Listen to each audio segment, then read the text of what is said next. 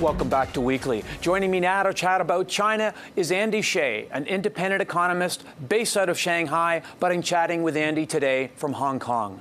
Andy, thanks for joining me on Weekly. Thanks for having me, Andrew.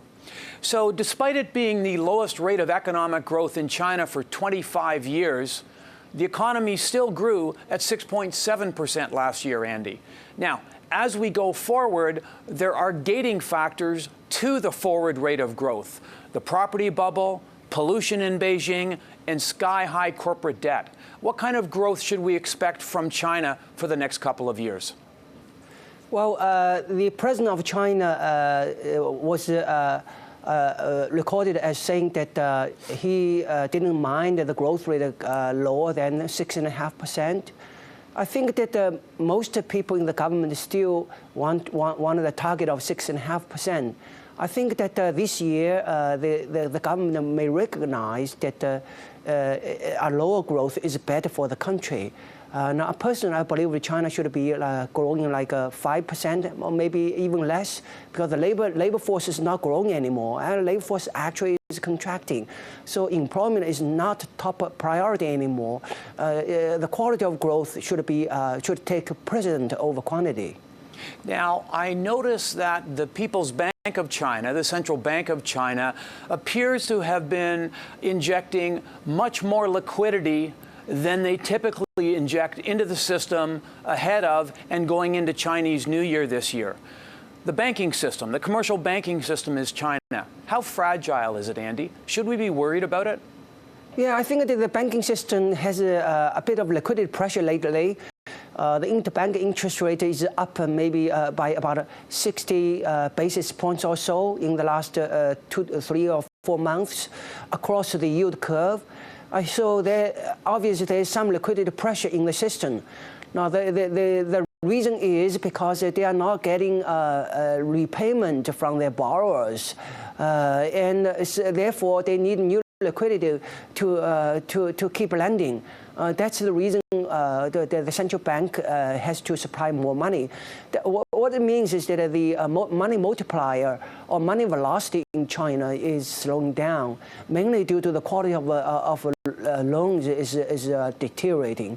I think that this is a major challenge this year, and the way out is not liquidity. The way out is to restructure the financial system, make sure that the bad loans are recognized and the underlying assets are restructured.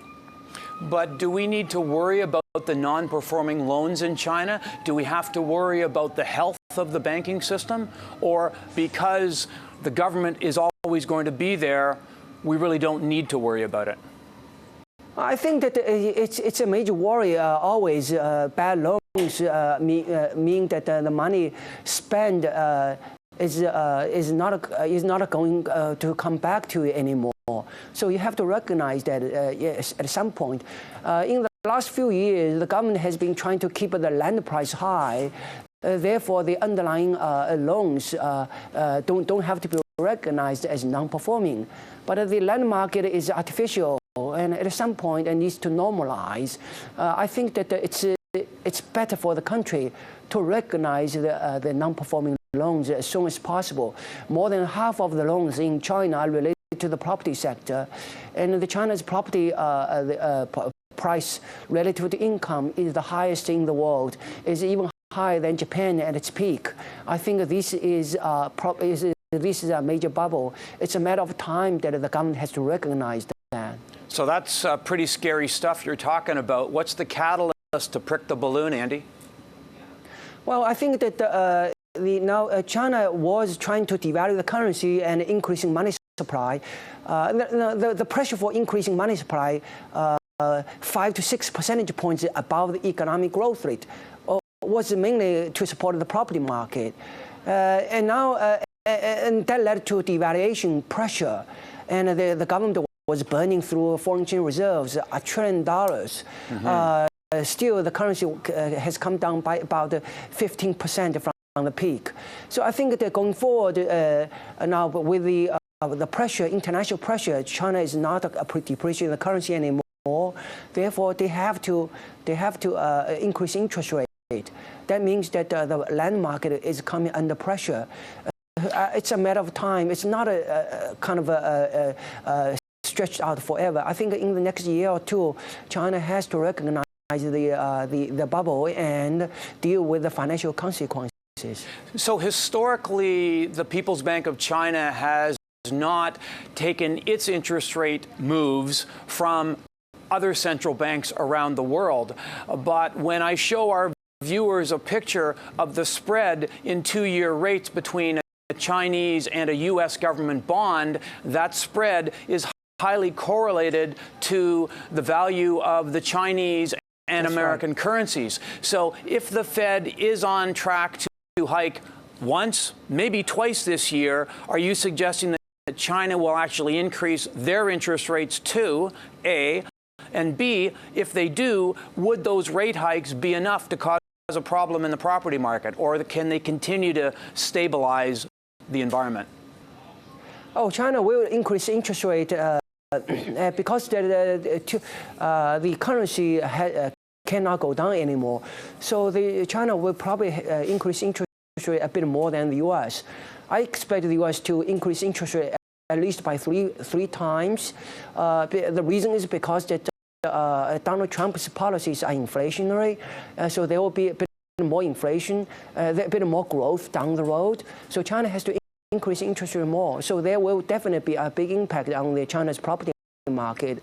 And obviously, Chinese financial system is not the same as the U.S.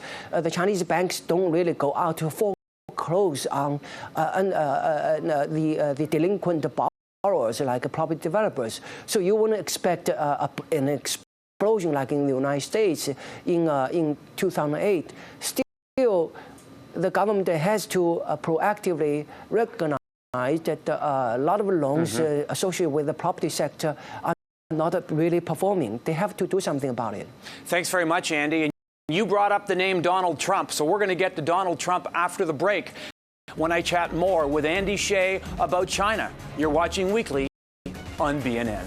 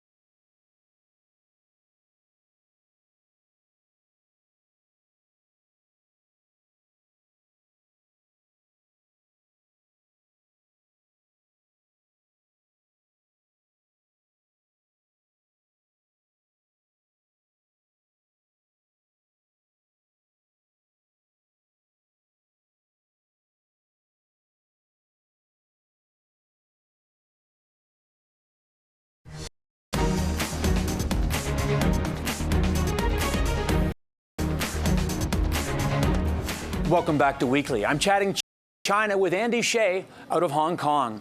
Now, Andy, before the break, we were talking about interest rates in China, and of course, another financial metric that one looks at with respect to China has been the 25% decline in their foreign exchange reserves. How worried should investors be at the rate of decline we're seeing in their FX reserves? Well, I think this does have a big impact on confidence, even though the current level, $3 trillion, is still quite high by any standard. But China is a very large economy. The domestic money supply is over $20 trillion, and the domestic credit is likely to be $30 trillion. So, even though the level of foreign reserve $3 trillion is high, it's not that high compared to domestic credit. So that's why the speed of decline is a concern. So what about Mr. Trump? I mean, it's my sense that there's a good chance that during the month of February, he labels China as a currency manipulator and demands they get to the table today to fix the trade imbalances between the two countries. What do you think China's response will be if, or should I say when, that happens? Well, I think that this is not a done deal. It's a possibility. But China is doing something about it. You look at the Chinese currency; it has stabilized in the last month or so. I expected the stability to continue into the spring and even early summer. That is a goodwill gesture. I think that the Trump administration will pick on that and come to the table to negotiate. And I think China does not want to have a fight. And a fight would be very bad for both sides. And I think the Trump administration will recognize that. That's why I think China's goodwill gesture will be reciprocated. I mean, there's little question that China gets more out of trading with the United States than what the United States gets out of trading with China. China's got more to lose. What is China's defense? What is their comeback if, in fact, Trump does, pick up the rhetoric, the level of rhetoric with China? Well, China could pick on some American companies that have big sales in China, like General Motors and Apple. General Motors is entirely dependent on China for its survival, and its business elsewhere is not profitable. So China has some leverage, but we shouldn't expect the situation to deteriorate to that extent. I think it will be very bad for both sides. I think China understands that, so China will be willing to compromise. It's my view. Despite what we hear in the media, China will come to the negotiating table. We'll have a lot to offer. China joined the WTO as an emerging, developing economy. That's why China has had this flexibility of doing a lot of things. And those things are actually not very good for China because they have distorted the domestic economy. Now the Trump administration is demanding symmetry. I think that's not a bad thing for China. China should become a developing economy. So it should open up the economy more. And what a foreign investor can do in China should be the same as what Chinese companies can do in other countries. I think this is a very reasonable demand, and China will try to negotiate. So you believe that China would potentially open up its markets, play games with the Americans along their rules as it relates to intellectual property and ownership of corporate assets, that they would consider having those types of negotiations?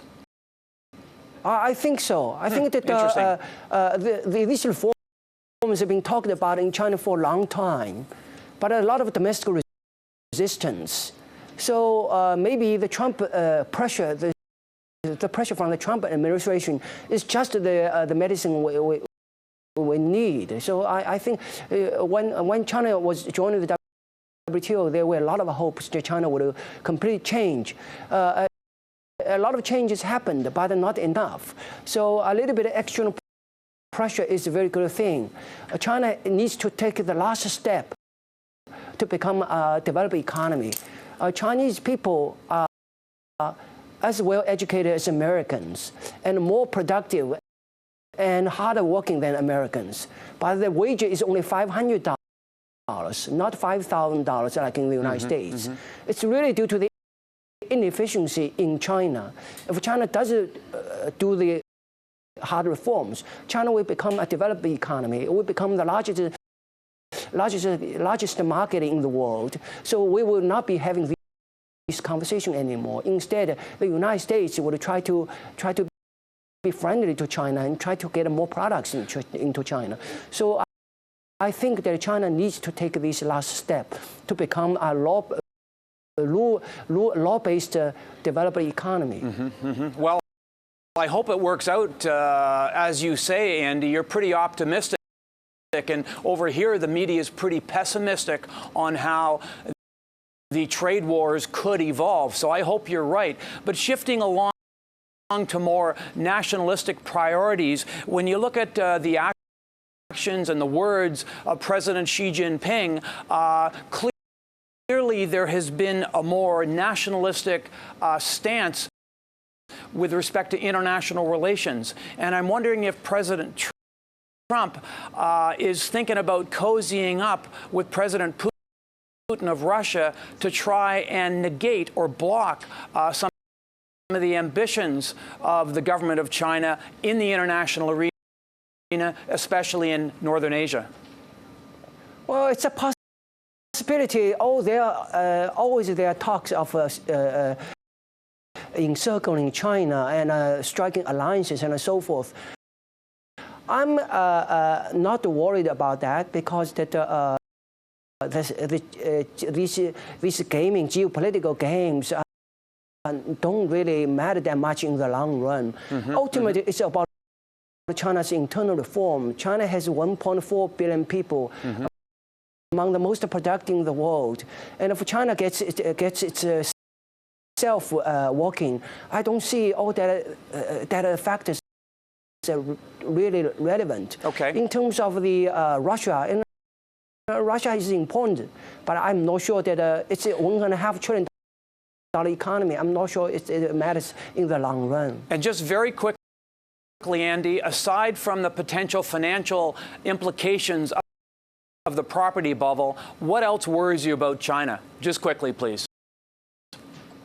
Well, I think that China needs to should become the largest consumer market in the world, and a commodity.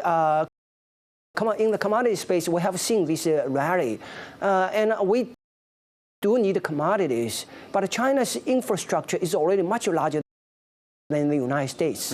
And China is building at the pace of building one United States every decade. And that is not what we need. So I think that the commodity market will be there, will be big, but the price should not be so high. Because China is overbuilding. China needs to slow down and shift to consumer market rather than just help bend on building more roads and bridges. Thank you very much, Andy. Thanks for having me, Andrew. You're very welcome. I've been chatting with Andy Shea from Hong Kong. You're watching Weekly on BNN. Please stay tuned. After the break, I'll tell you very quickly what you need to watch for in the markets next week.